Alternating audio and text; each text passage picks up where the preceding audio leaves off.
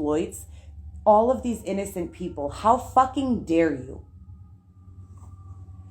Even when you or someone you know was angry with someone else and desired revenge.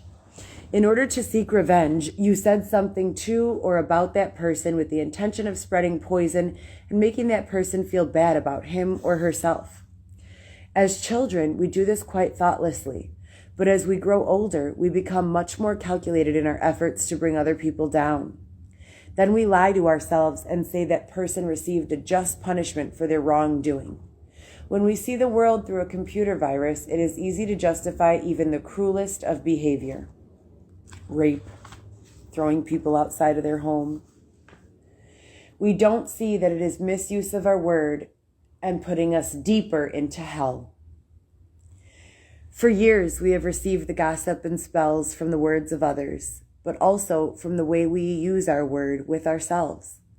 We talk to ourselves constantly, and most of the time we say things like, oh, I look fat, I look ugly, I'm getting old, I'm losing my hair, I'm stupid, I never understand anything, I will never be good enough, and I'm never going to be perfect. Do we see how we use the word against ourselves? We must begin to understand what the word is and what the word does. If you understand the first agreement, be impeccable with your word.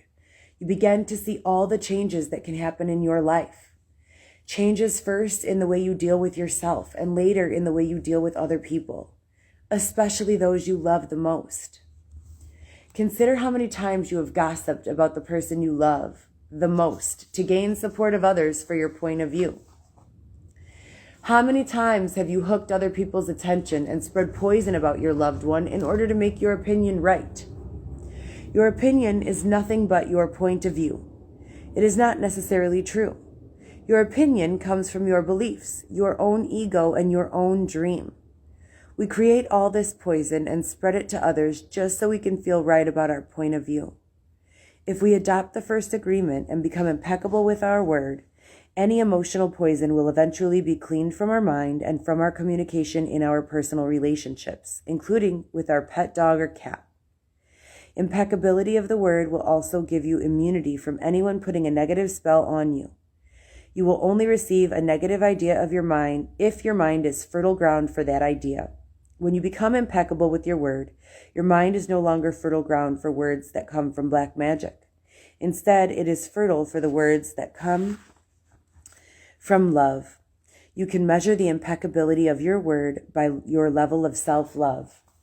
How much you love yourself and how you feel about yourself are directly proportionate to the quality and integrity of your word. When you are impeccable with your word, you feel good, you feel happy and at peace.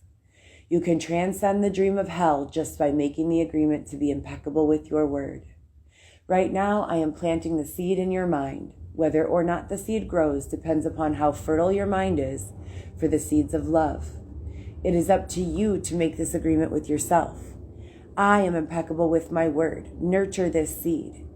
And as it grows in your mind, it will generate more seeds of love to replace the seeds of fear.